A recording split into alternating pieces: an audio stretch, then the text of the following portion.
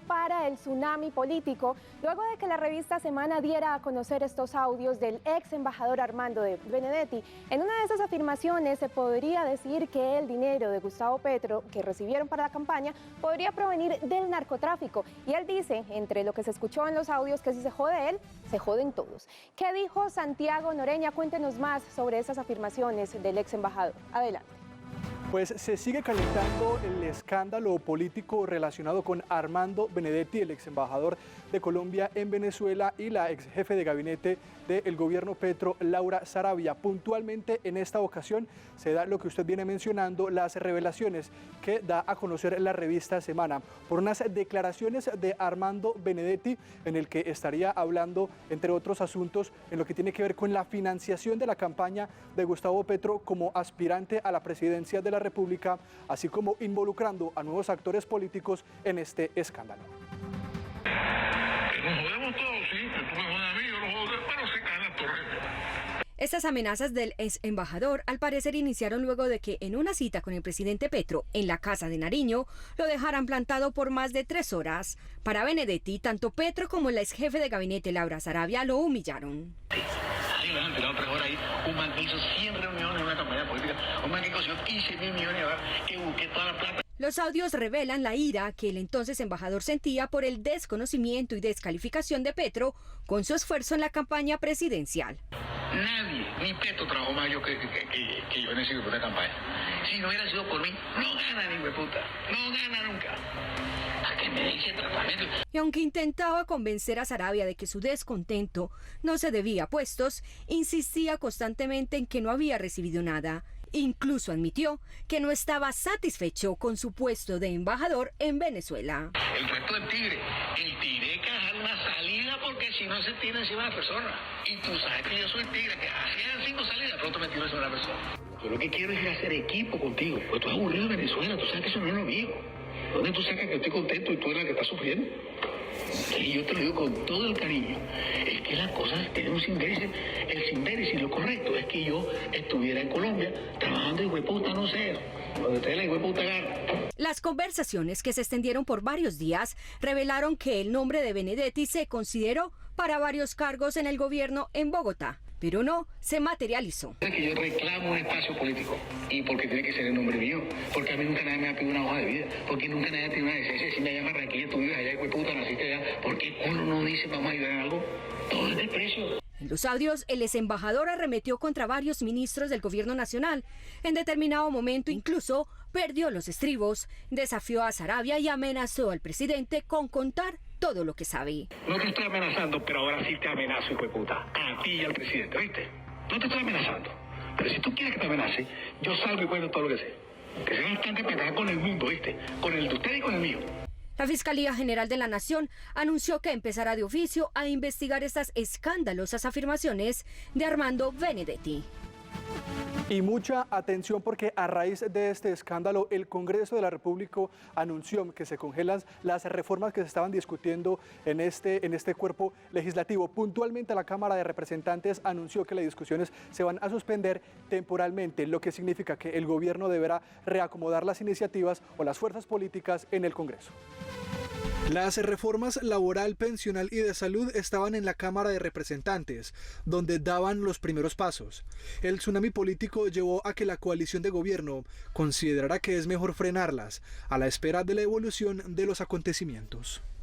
Dialogar, de nuevo reconstruir la coalición de gobierno, sino que justamente parar el trámite de discusiones tan importantes como esas, que involucran o que proyectan la transformación de estas agendas tan importantes para el país, no pueden ser mediadas por factores externos que puedan llevar a un desenlace no positivo para el país. La coyuntura política llevaría a nuevas negociaciones con los partidos, porque varios de sus integrantes podrían querer desmarcarse del gobierno. Se están viendo unos niveles de informalidad bastante altos en el Ejecutivo y creo que se le está cerrando las capacidades de negociación que puede tener. Entonces llegaremos a niveles clientelares mucho más altos porque no le está quedando otra opción. Queda en vilo el trámite de las iniciativas, pues el periodo legislativo del Congreso termina el próximo 19 de junio. Las discusiones se reanudarían en la nueva legislatura después del 20 de julio. Al nuevo escándalo se suma un ingrediente relacionado con la financiación de la campaña de Gustavo Petro. Felipe, cuéntanos un poco en qué consistió esta metodología, cómo está estructurada esta financiación de la campaña. Santiago, mire, es que entre las cosas dichas por Armando Benedetti está esta expresión. ¿Qué tal que uno diga quién fue el que puso la plata en la costa? A propósito de eso, que sería tal vez un ingreso irregular de financiación a la campaña presidencial de Gustavo Petro, revisemos las cuentas oficiales, las que fueron reportadas ante el Consejo Nacional Electoral.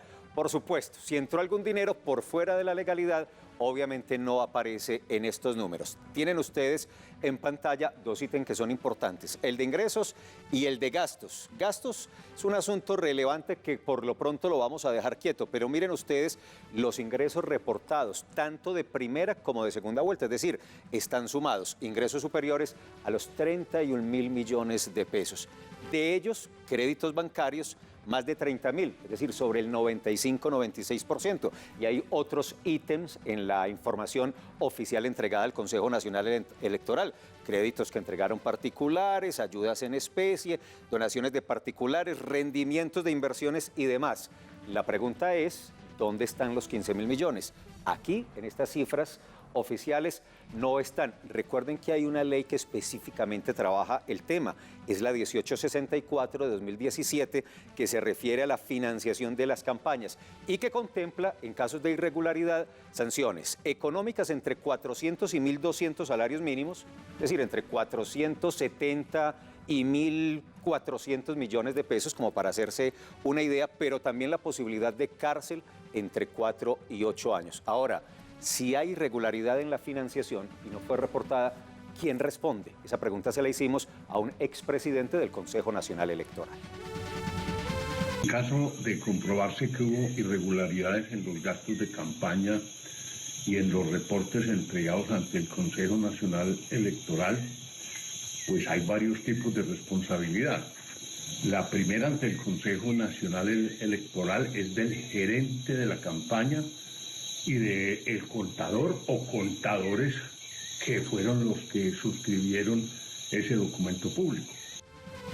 A propósito de estas declaraciones y de estas cuentas que se vienen manejando respecto a la financiación de las campañas de Gustavo Petro, el mundo político reacciona a este escándalo.